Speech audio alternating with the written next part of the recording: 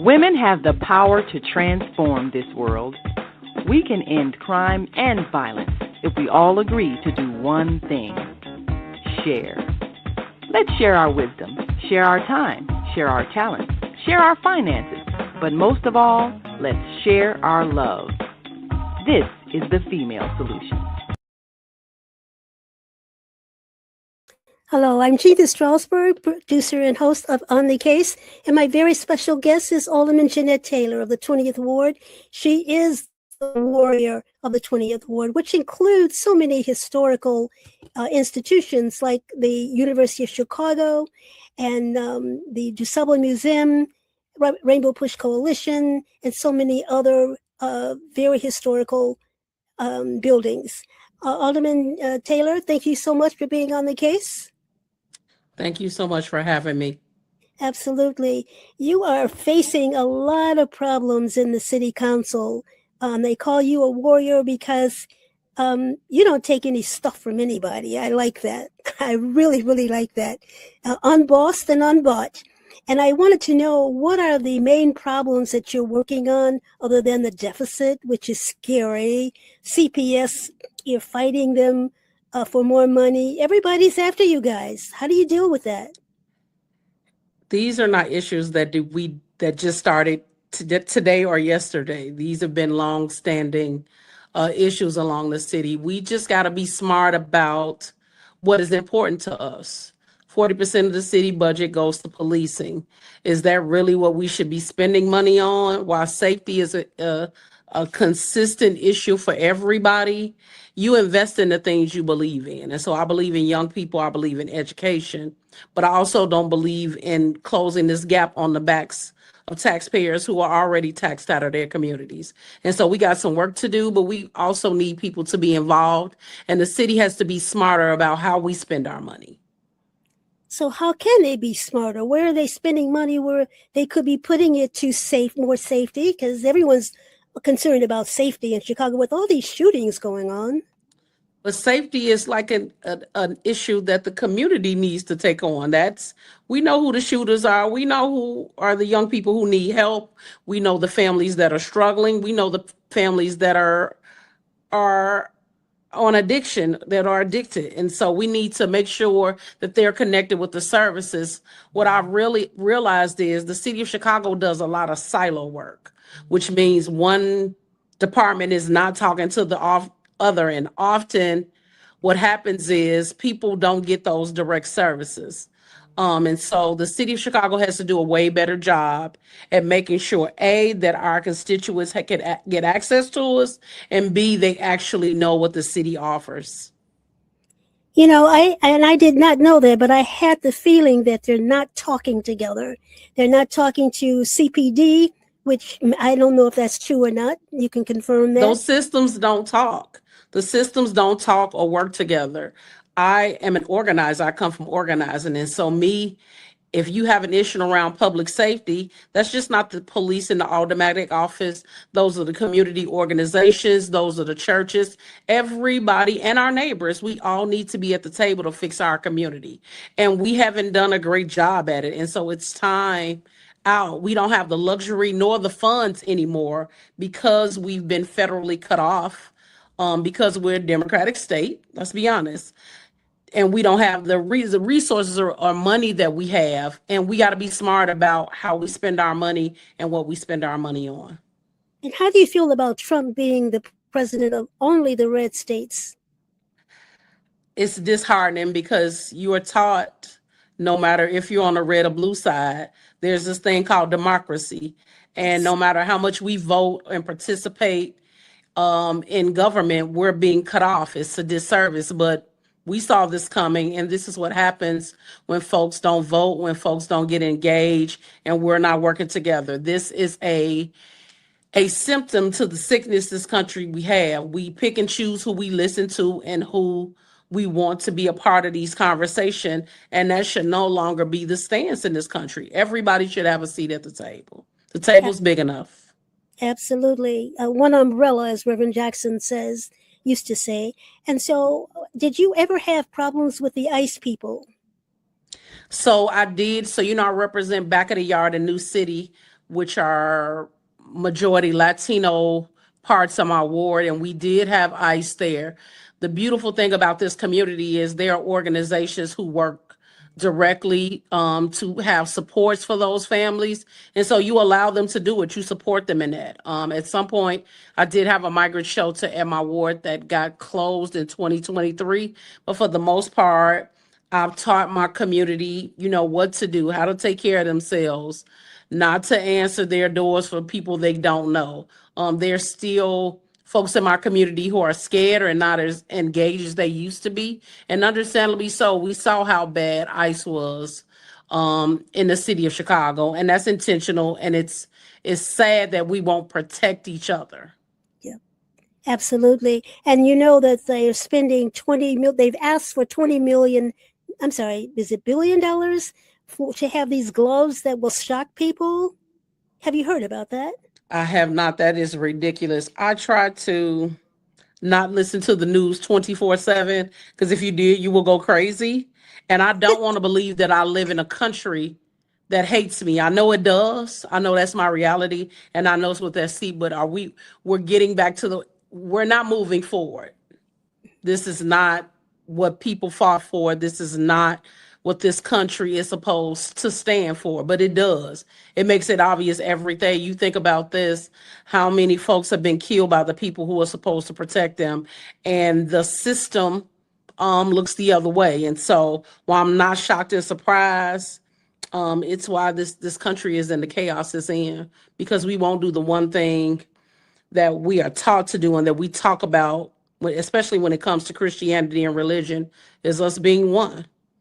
I am my brother's keeper. No matter what color they are, what they look like, I'm supposed to protect them as they are supposed to protect me. Now, we know that's not how it goes, but until we get there, we're going to continue to see a country that we're running into the ground. You can see it globally. We've never had these many storms in August. This is a sign. God is saying, y'all get it together. I'm going to help y'all get it together. Absolutely. Planes dropping out of the air and absolutely just all type of craziness that chaos never and confusion. That absolutely.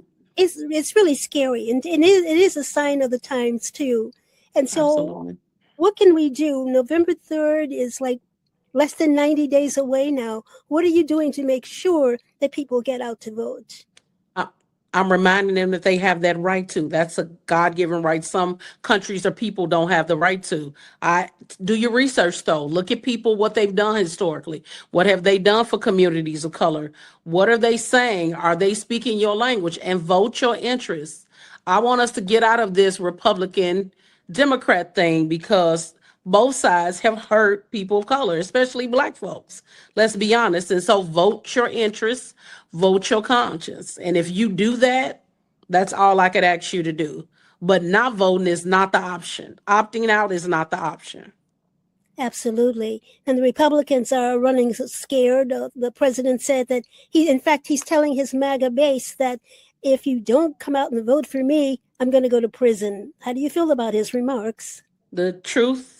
If it's the truth, it's simple. If it's complicated, it's a lie. So he knows the truth, and rightfully so. He has honestly destroyed our democracy with some of the things that he says and he does. He's making it okay to be racist, which let's not act like we know this country is racist, but you openly do it and you think that that's a badge of honor. Honestly, I can't wait for the God that you claim you love has the opportunity to deal with you. Well, and so when you speak of racism in the way that he spews out racism, he has a history of that. Absolutely. And I'm wondering, is it linked to, I don't know, maybe it's a stretch, is it linked to the hangings in Mississippi now? We actually have in 2026 Black people being hung. Yeah, but that's because this country has always hated Black folks. Let's not avoid it. What I feel like is people now are openly racist.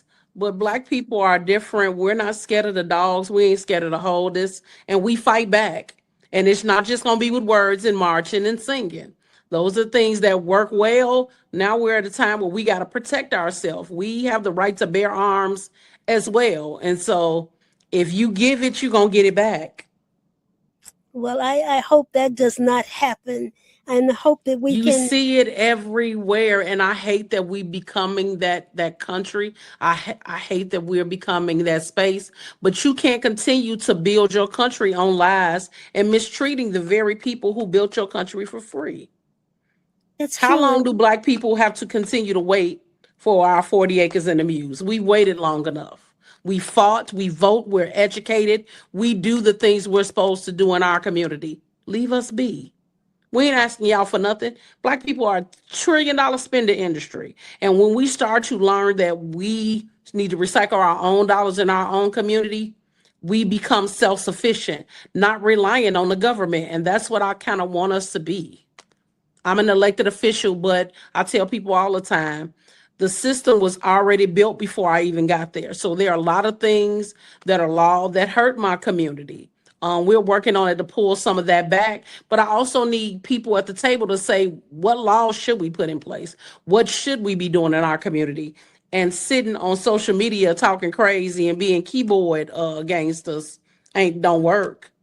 What are you doing to work? We have amazing organizations that are in the streets every day working to help our young people, educating folks, and helping our seniors. We need to do more of that, and we need to do it collectively. That's absolutely accurate. And you are also facing another food desert in your ward. There are like 7 stores that were closed. So my Save-A-Lot deal. was already closed. So I didn't have a Save-A-Lot. I was in conversations with Yellow Banana, who was not honest with us, and also wasn't a good grocery store. I don't just want a grocery store because it's a big name or it's a brand. We need to do co-ops. We need to do community-owned grocery stores, and that is some of the work that I plan to do in the next term, is to teach my community how to develop and build businesses of their own. We need to co-op not just a grocery store, but co-op some housing. Like, we can be self-sufficient. We can do this work ourselves. And so now it's time for us to educate ourselves and actually do that work. So how do you build a community grocery store with just people? How do you do that? So they actually did one, I want to say, in South Shore. So we're reaching out to those folks to ask them to teach us how to do that, how to make it effective, how to do it. So there are people that already do that work, and not just in Chicago, around the country. And so we're doing the research to look at spaces and where they're doing these community-owned grocery stores, and that's what we want to develop in our community. People will fight for, take care of, and stand up for things that they had a part of. And so we want to make sure that we get the experts. That's right. You may want to reach out to Father Michael Flager, too, when he gets back to church, because he has a food pantry where people get, when they walk in at 1120 West 79th Street, you walk in, you're given a grocery cart, and you can get all the food that you want free of charge. And then you roll a little further and you can get some free clothes. And then you roll a little bit further and you can actually get health care and utility care and rental assistance as well. So we have organizations and churches that do that, but I want us to have a community-ran, a community-owned grocery store, and I also want to do that with housing. The amount of money that the city spends with developers and folks who too often are not from our community to develop is ridiculous. And we're just as smart, we're just as brilliant, and we have something to lose. If that grocery store doesn't make it, we lose that. When these other people leave, they leave. Too often they don't even support the community. They are just there to make money. Wow. We're going to take a break. We'll be back with more, especially on this topic, with Alderwoman Jeanette Taylor from the 20th Ward right after this. Peace and love. I'm Michelle Renee, host of Education Nation, live on the Female Solution Global Network every second and fourth Sunday from 12 p.m. to 1 p.m. The intention of Education Nation is to raise awareness about the literacy crisis and to offer information to combat the problem.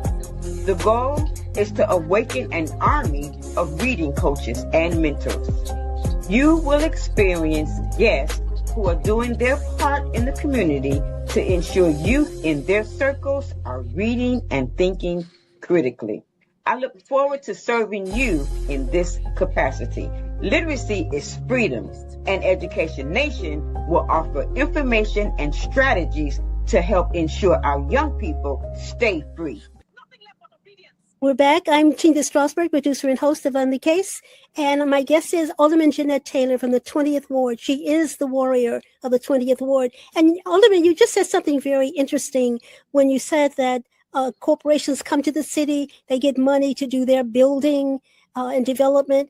Why not have, or maybe they do have, a covenant with the community they serve, giving back that way?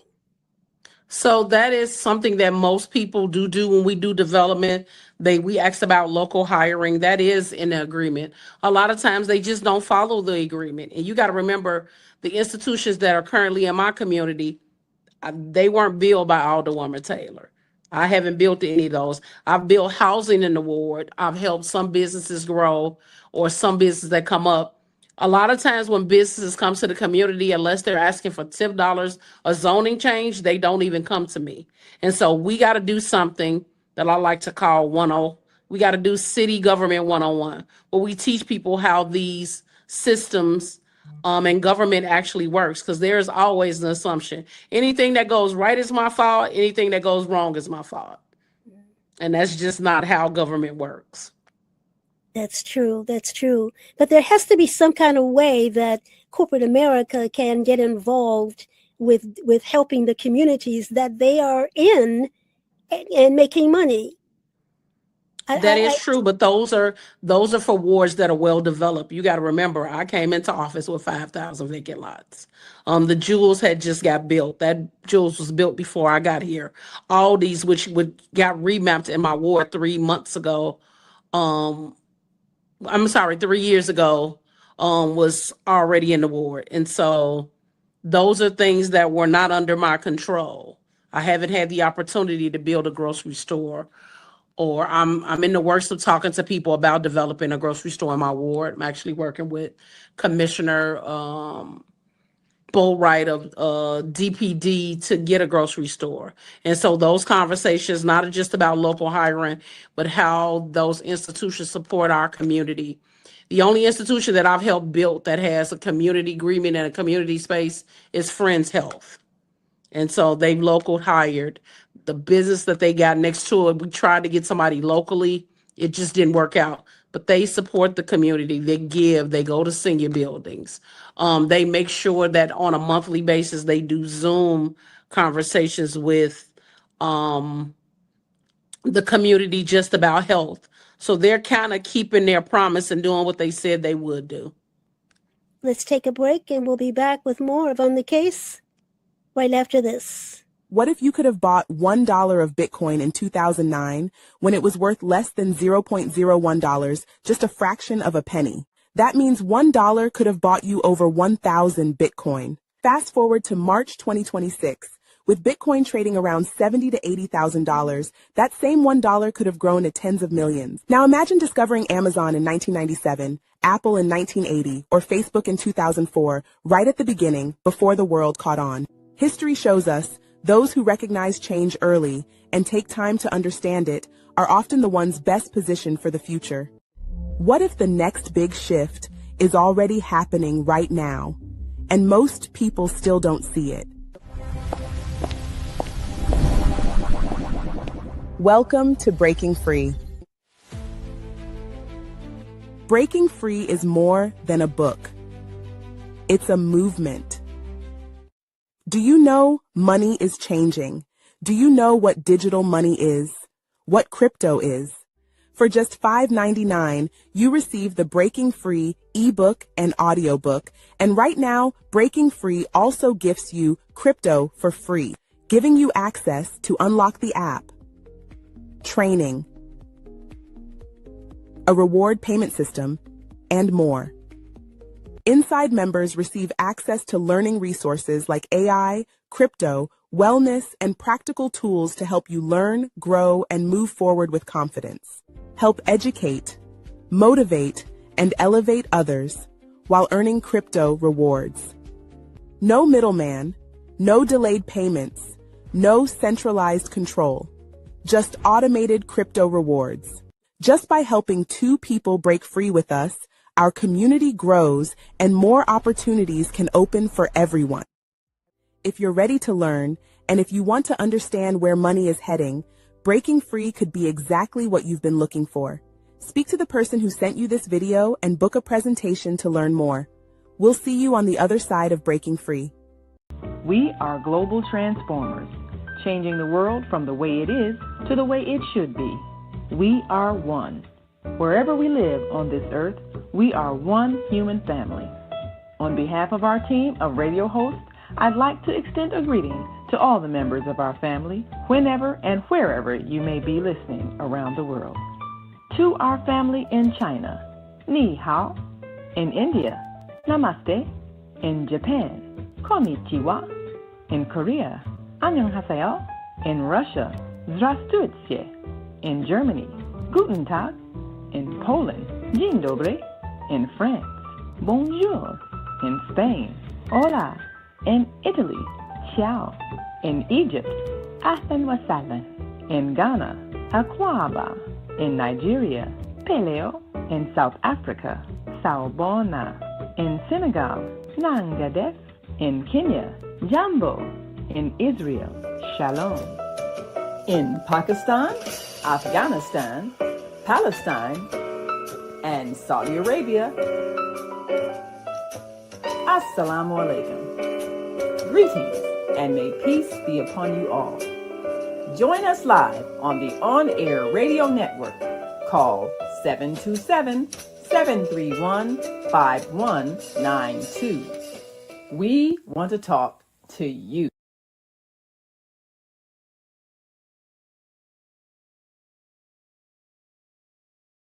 Okay, we're back. I'm Jeanette Strasberg, producer and host of On the Case. My guest is Alderwoman Jeanette Taylor from the 20th Ward, the warrior of the 20th Ward. Alderman, thank you again for being on the case. Absolutely, you're more than welcome. Okay, I'm wondering with the CPS, with the children, why can't the city form a plan where, like in the suburbs when I was growing up, they had the high schools had a covenant with their businesses, and the students, while they were in school, they actually had job training, and so it gave the companies a chance to groom those students into the employees that they want, how they want. Why can't we do the same thing in Chicago? I don't think we can. I think over the years, the people in charge have been business folks and not educators. And so when you got business folks, you follow a business model. And so they haven't really cared about how young people got educated, whether they got trained or not. Even if they could read, write, or cursive writing, they've changed education over the years and dumbed it down. And now we're trying to get back where young people could actually add, subtract, they divide, they can cursive writing, they could spell. And so we have to get back to just the basics. We do have a couple of trade schools. We have an array of schools now. Now we just have to figure out how we get young people to come back to a system that's pushed them out. You got to remember, we lost about 5,000 young people in the school closings who never returned and never came back. And so the things that we're seeing in our community are the direct actions of that appointed Board of Education and those folks who are not educators. Wow. And so I remember when Dr. Barbara Byrd Bennett was CPS CEO, there were 60,000 students missing. They were missing. But we got rid of the people, I forget what you call them, that made sure that they went back to school. Truant officers. That's right, yes. So do we need to bring them back? Absolutely. But we also need to realize that CPS is not just public. They're public, charter, contract, Montessori, alternative, specialty schools. We need to rebrand what school is, know that one size does not fit all, and get our young people back into our education system. So why do we have to have charter schools when they use our money? I don't understand that. So charter schools, you got to remember, in their conceptions are nothing but specialty schools. The problem with charter schools, as a lot of folks saw it, is they did not have teachers that were certified. You got to remember, we had places like Teach for America that got into the state and that got into our system. And so who you have teaching young people probably for the last 10 or 15 years were not true educators. And you got to remember, when you closed those schools, what did you lose? You lost more Black teachers across the city of Chicago than anything. And we have not recovered in education since that time. And so now is the time for us to do the work, to get more Black educators in our communities, in our school, and get those young people back. That's very interesting. And I believe that about their not being educated, some teachers not being qualified. I remember when I was in high school, I went to Thornton Township for 3 years, and then I came to Chicago, and I had to make up one semester. When I transferred, I had to actually correct this teacher, Miss Fox. I'll never forget her name. She was actually teaching children that the subject could be the, you know how you used to diagram? Mm-hmm. Well, they stopped diagram, and she was teaching the students that a nominative, a pronoun, that word I, could be the object of a preposition. And it's wrong. It's the object of the preposition. So anyway, I had to go up to the board and actually draw a diagram. And she said, "Oh, I see. How did you learn that?" I said, "It wasn't in CPS." I was just so angry. So we do need, but we need more qualified teachers, and teachers who will dress properly, Alderman. Some of them people who are actually, so you got to remember, so I'm an 80s baby. When I grew up, my teachers lived in my community, or they didn't live far from where I live. So not only did I see them at school, I saw them in our community. And so there was no room for me to not mess up, A, and B, not be educated. And if I needed the help, there were after school programs. We had social centers. There were tutoring centers. We have to bring all of those things back to education. We've forgotten about them, and we just don't use them anymore. And so we wonder why young people can't spell or complete a sentence or know what a pronoun or a verb are, because we're not doing that. We're actually creating test factories.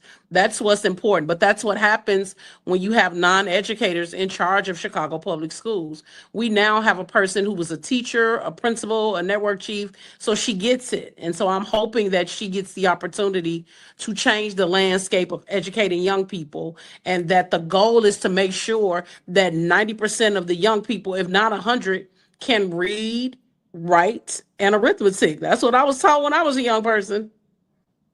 Absolutely. So what can the alderman do for her constituents, her students in her ward? And so so the city of Chicago has no control over what happens with Chicago Public School. That power was taken over during the Daley and Rahm ended it administration. And so other than the city of Chicago able to give them TIF surplus and them come to report to us on a quarterly basis, we have no real power. But what we do is we work with Chicago Public Schools and City Colleges of Chicago to make sure that A, young people know that it's an option, and B, try to figure out how do we make the schools, and I'm going to use the word sexy, that's not the word I want to use, but I'm going to use it, enough for young people to say, I will step back into this system that I felt like mistreated me or ignored me or didn't give me what I needed.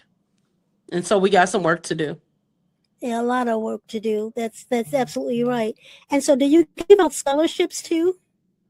We do. The Chicago Automatic Black Caucus gives away scholarships. On top of, we have organizations that will come to us and say, hey, we're giving away scholarships. Can you post this up? And so we're able to connect young people to those folks who are actually giving away money and help them with some of their prep work to get those scholarships. A letter of support, some type of support internship where they come work in the office and figure out what government is. I am one of the older people who probably get the most One Summer Chicago, After School Matters, MIGVA Challenge young people in the space, so that I'm able to give them experience of working in an automatic office, see what it's like to be in government, help them learn what it means to be a servant leader. I like that. I did not know that too. You need to get the word out more about what you're doing. That's awesome. But I'm glad you said that about giving back to the students. I once gave a check, a $5,000 check to a certain person at a certain institution, and it was from a man, a very famous African-American man from Chicago who died. and it was to give one student in Chicago a $5,000 scholarship. That person kept that check, and she has not, she's broken her promise about delivering it. I'm not through about that issue, but I wish if I had known that, I would have had the widow to write the check out to you. So I'm glad you're doing God don't what like ugly. You I'm, don't have I'm to deal with it. God will. Well, I have to deal with it because it was my name. They entrusted that money to me, and I've worked hard to keep my name clear of mess. But anyway, so you also have a problem with pensions. What are you doing about the pension? People are And worried so about. the problem is we have so many pension payments. I don't think people realize. So let's just say Alderwoman Taylor decided to become a state rep. She ultimately, once I go to the state, that's another pension. And so those pensions don't just add on to the pension you already have. So you have people who have pensions from the federal, the state, and the county. And so that's where the problem lays. We have too many pensions that we're paying now, which takes up a lot of money in the CPS and city, state, and county budget. So I don't understand why isn't the state just sending money to them? How does that affect the city budget? I don't understand that. Because we pay into the pensions. And when you get paid as a city employee, we're paying into a pension. You get a pension. Even part-time workers who work for the city of Chicago, we pay into their pensions.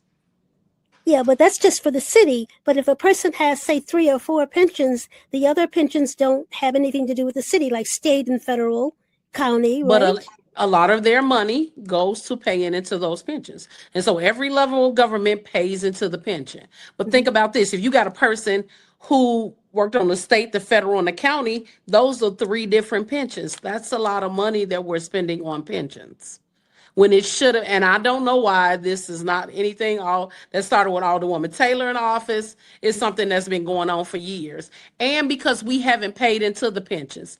Plenty of mayors, governors, county board presidents have kicked down the bucket like a pause on paying into the pensions. And now that we've got all these people who've retired or at retirement age that need their pensions paid, now we have to make these pension payments. And they're not small pension payments.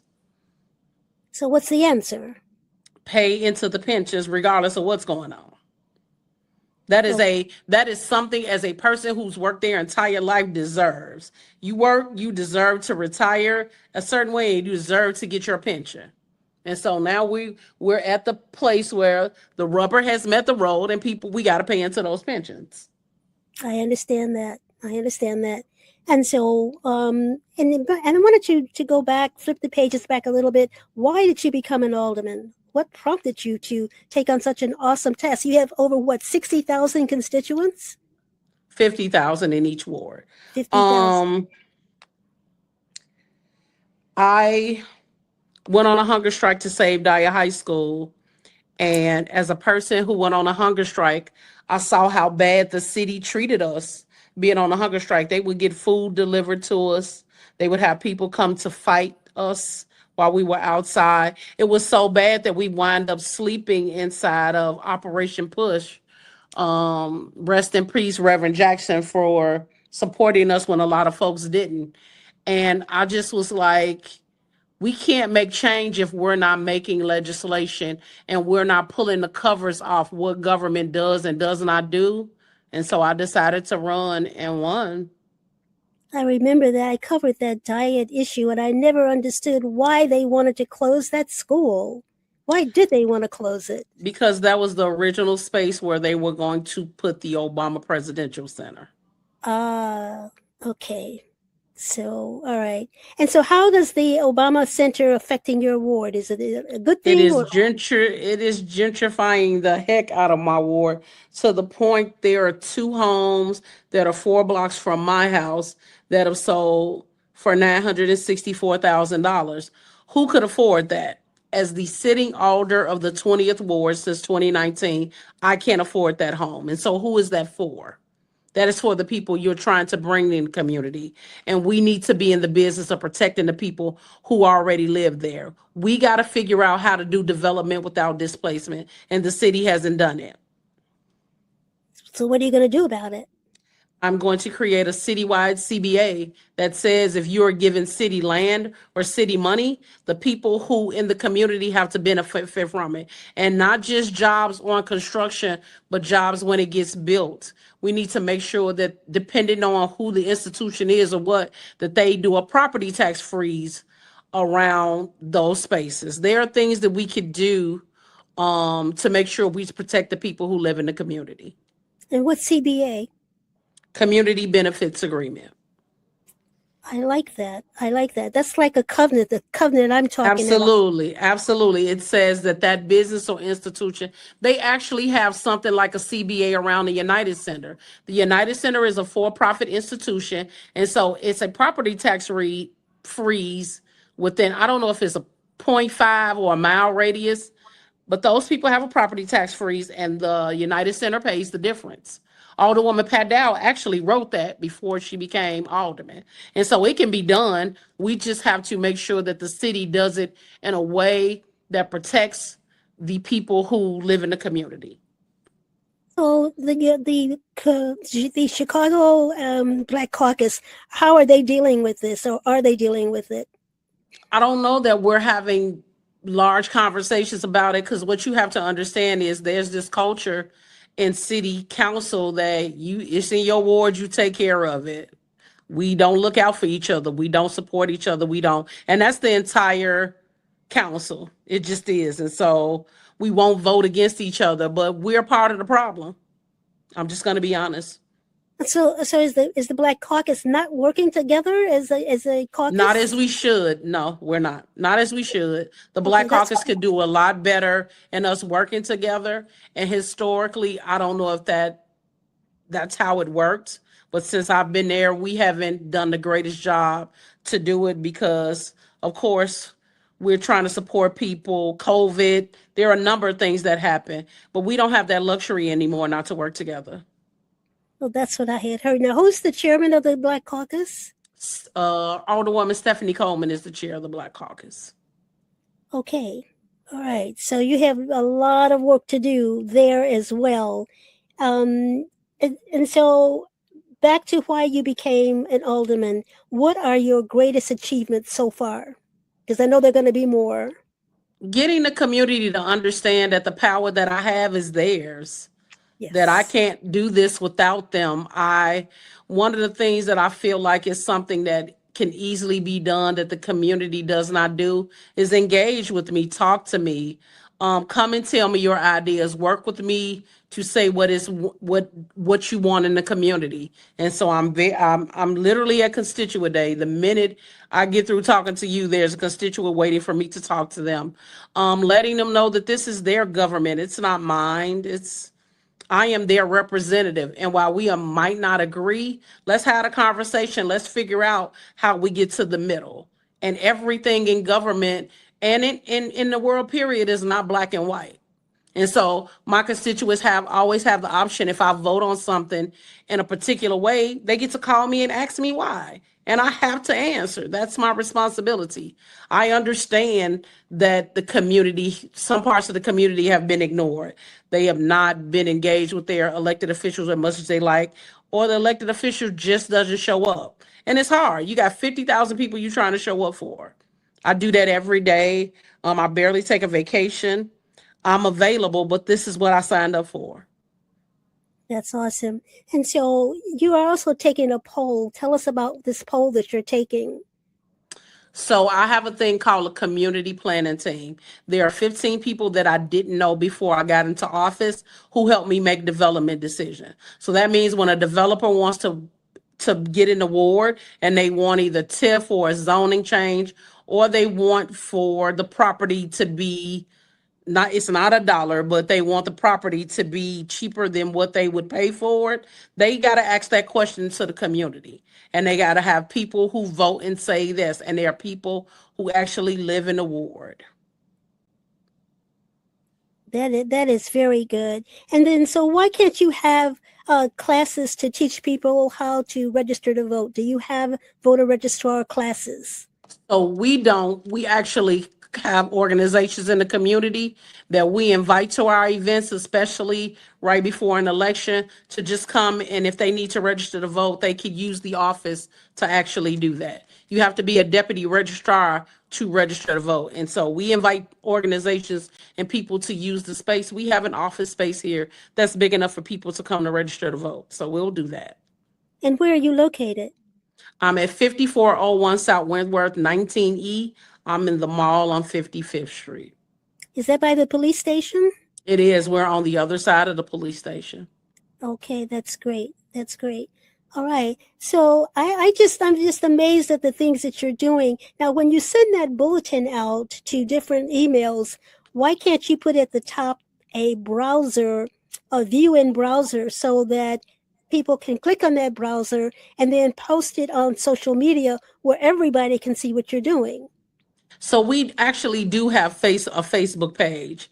It's called Alderwoman of the 20th Ward, Jeanette Taylor, where everything that you see on this website, we share. Most of the stuff that we do on social media are flyers and things that people see us. So we have a lot of community partners and people we work with who are just trying to get the word about the good things that they're doing. And so our social media is basically used for that. When we're having events, it's another tool. We send out a newsletter 2 times a week so that people actually know what we're doing. Okay, and those are the ones I'm talking about, the flyers and the newsletter. Can you still put a link at the top of that so that people can click on it and then share that with thousands of people? Absolutely. I'll talk to the young lady who runs our comms and ask her to do that. You say put the link at the top? Yes. Okay. You know, like some outlets will do that, and they'll say, if you want to read this in the browser, click on this. And then when you click on it, you can share that. Because people should know what you're doing. And I wanted to ask you too, what are you doing about, or what can be done about teen takeovers? We need to find third party spaces for young people to hang. In the 20th Ward, we don't have a bowling alley. We don't have a skating rink. We don't have any of those things. But also, young people should be able to hang out without tearing up their communities. We did it. We hung out. We went to the lake. We went to the rolling rink. We went to spaces. Like we're no different than them. They're taxpayers. They should get to hang in their communities. What they cannot do is destroy people's property and cause havoc. But they get to hang out. I don't know who in their mind, but I know why. Because the majority of the kids that are outside are Black. Yeah. Most of those kids are Black, and so anytime that Black folks are doing something and we having a good time, it's not a problem. Did y'all call it a teen takeover when they knocked over the gates of Lollapalooza to break in? You didn't even hear about it, did you? No, right? I So didn't. it's like different strokes for different folks. And I'm just not into believing what the media is putting out about young people and them hanging out with each other. But they need to be safe and they need to hold each other accountable. And we should hold them accountable when they're doing wrong. But for them to just hang out and be with their friends in a group, that ain't a teen trend. We did the exact same thing. All right. And so how can you make the police department better? How can you make safety better? I think it's all of us going back to officer friendly. We got to go back to when we knew who the police officers were in our community and in the beat. They got to go back to walking the beat and talking to the neighbors and being the people who we keep us safe. They're just a part of the community. They are not the people. We can't call the police because your kid won't go to school. We shouldn't be calling the police because y'all arguing. Like we got to be honest about what the police are doing. And we can't police our way out of safe communities. We just can't do it.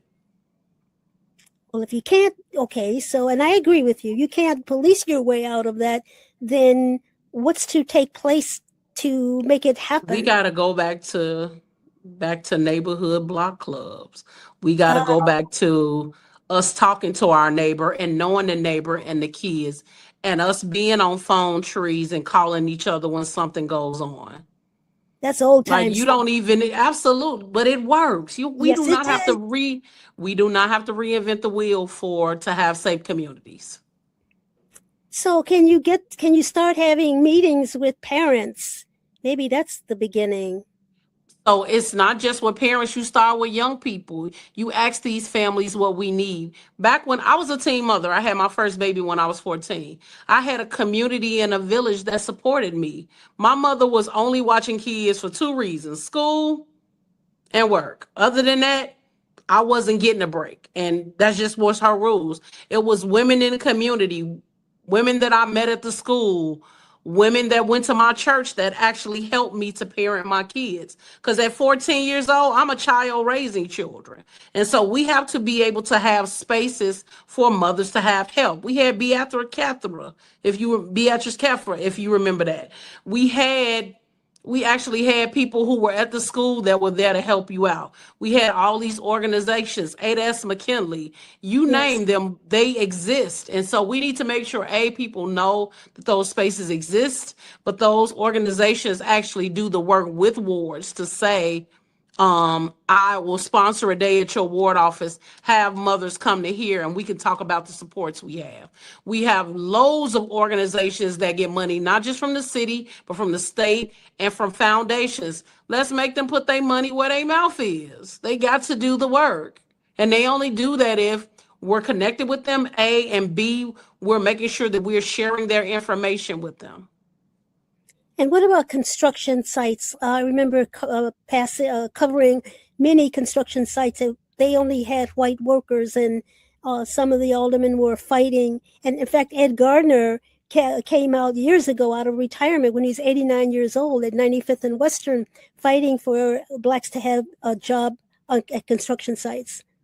The unions is another whole podcast conversation. It's about getting us in those unions. A lot of times we have union workers in our ward, but they're working on projects in other wards. And so when it's time for me to get a project, because I don't always have a crane in the sky or always have a construction site, they work in other communities. And so we just need to be able to build a more base of construction workers, and that's making sure young people know that they have internships and apprenticeships to be in the unions.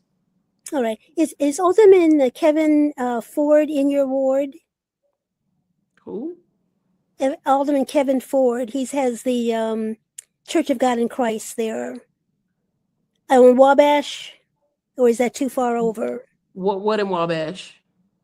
It's like 45th or 48th. That's not in 20. That's in the 3rd ward. That's in the 3rd ward. Okay. That's me. All right. So do you know any blacks who have, like Omar Sharif?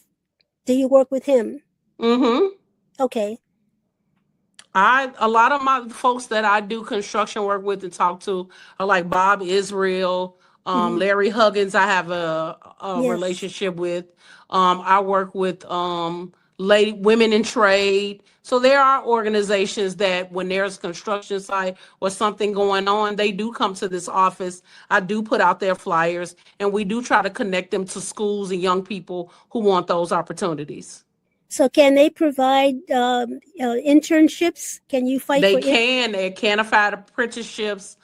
Before COVID, we started to have the conversation with the trades about people, whether they graduated from night school or whether they were going back to get their GED, ways that they can get into the trades. And so we're going back to some of that work so that can happen. Because to your point, we don't have enough Black folks in trade.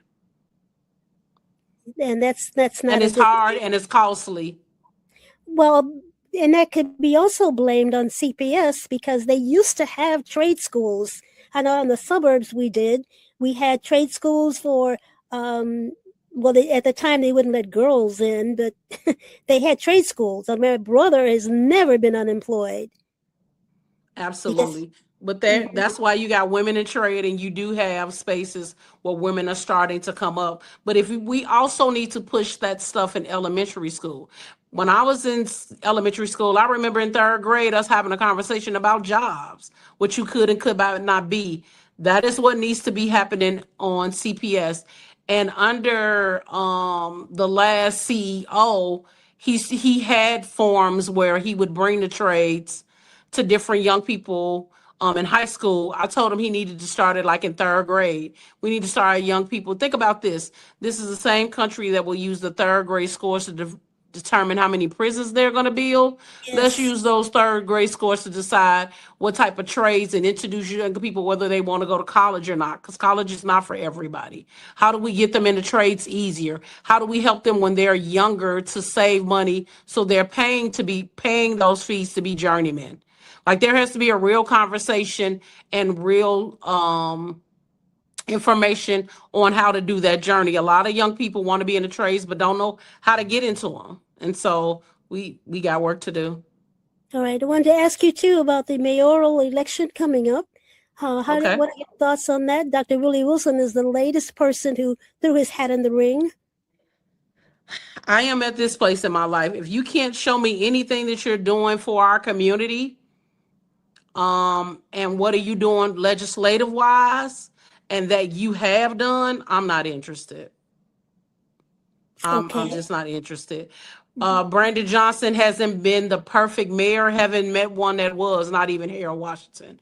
But I will say that I'm proud of some of the things that got passed that people have been fighting for years, and that we have to be able to give our own people grace. The Black community has its own way of how we look at politics and how we organize and how we work together. We got to be better to each other, but we also got to be let a lot more into politics. And so I'm looking forward to this next mayoral race. It's also time for aldermen to run. And so I'm going to have people who want the space just like I want to be in the space. And so there is work to do. But whether I'm in office or not, my goal is to always serve. Shirley Chisholm says it better than anybody. The rent you pay on this earth is service to others. And so I will always be a service to this community, whether I'm Alderwoman Jeanette Taylor or whether I'm Jeanette Taylor. All right. And so I wanted to ask you too, what I don't understand is why is there so much friction against this mayor from not just Blacks, but from Hispanics too? I don't understand that. We don't have the 21-29 bitter feud going on, but there's a feud going on there. Because they hate Black people. They hate Black leadership. Think about this. Kamala Harris was educated. She was smart. She worked in government before. She was the vice president. Why was she not the choice? Versus someone who is an immigrant, who hates immigrants. It's like common sense is not common. I'm sorry. This country hates Black people, especially Black women. Yeah, And while that's an ugly hate, that's something nobody wants to address or deal with. It's the honest truth, though. Okay, but Brandon Johnson is not a Black woman, and he's a Black and I said man. I started off with saying they hate Black people. He is a Black man that people don't feel like they have to listen to. Weren't this the same city who helped elect Harold Washington, and still he had some of the same troubles? We don't give each other grace. We don't know how to. Not in a country where we always at the bottom, but we build and we make and we are everything. We're always, it's always. And there's some internal things that we got to talk about as Black people amongst each other. It's one of the reasons why I respected and loved Reverend Jackson, because he was honest about it. He didn't say things was perfect in the Black community. We got our own issues. We got our own problems. But he also used to say, we better work it out. Because if you don't work it out, they're going to work it out for you all. That's absolutely true. What I don't understand is Brandon Johnson is doing a lot of things that other mayors have not done.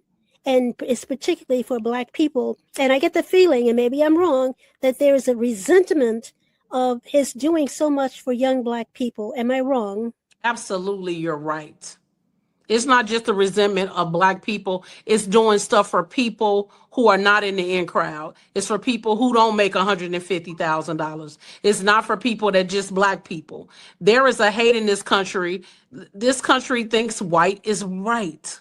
That's just what it is. There's no way to put it. It ain't complicated. White supremacy lives and breathes even in the Black community. To hear, my mother used to say this to me. We don't have a problem with other people races. Black people are the most loving and caring people. We take care of everybody. The problem is we never get the opportunity to take care of us.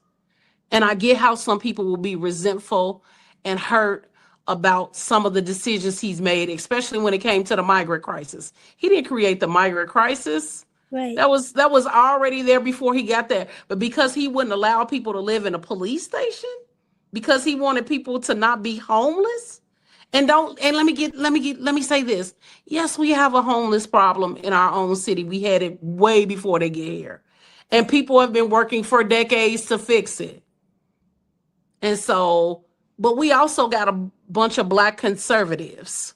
As much as they like to think they're progressive, they honestly are, they're conservatives. We cannot live in a city where the billionaires continue to live comfortably and everybody else struggles. We just can't do it. And so you're going to have to pick. Which side are you on? I'm on the people's side. You've always been on the people's side. Always.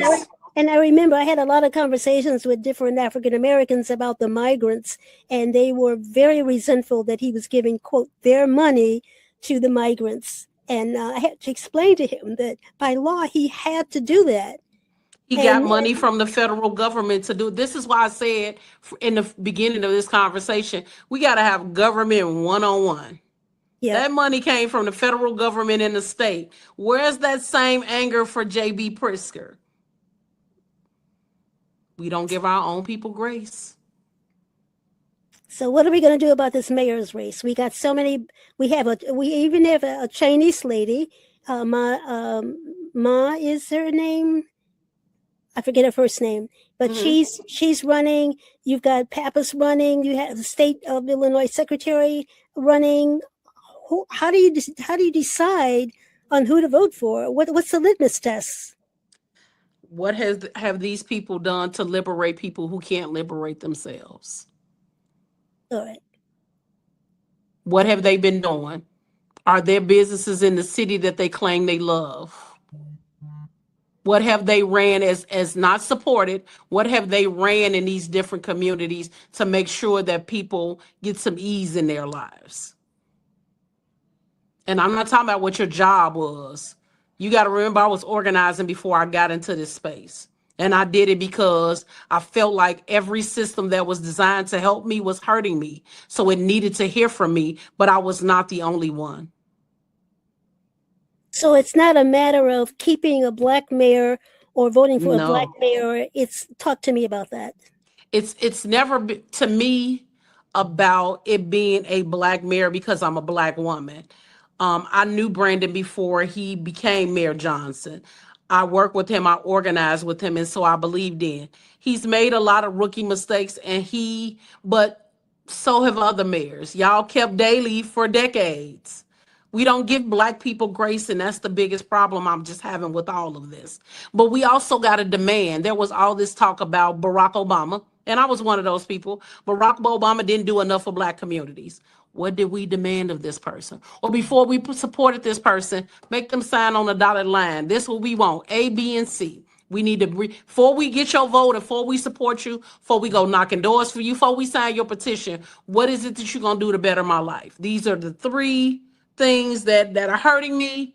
Which one of those can you fix? And how fast can you fix it? Like, there has to be some checks and balances when we vote for people to be in office. Well, I hope you talk to the mayor too about some of the people I think around him are not working on his behalf. Absolutely, but you're a mayor around one of the biggest metropolises in the world, not just the United States, in the world. It's hard to find people you trust. I struggle with that myself about who I hire, who's in my office. And I've had to let people go because they didn't have the community's interest at heart, or they had some things going on in their life where they needed to step away from government. And so I understand it. He has to hear that. He has to live it. He doesn't get a pass because I know him. And his people doesn't get to pass. Maybe it's time for him to fire some folks and get some new staff. He needs to be told that, but he needs to be told that by his constituency. He doesn't get a pass because he's a Black mayor and because they Black people. No. That's true. honest, and that's what the conversations we got to have.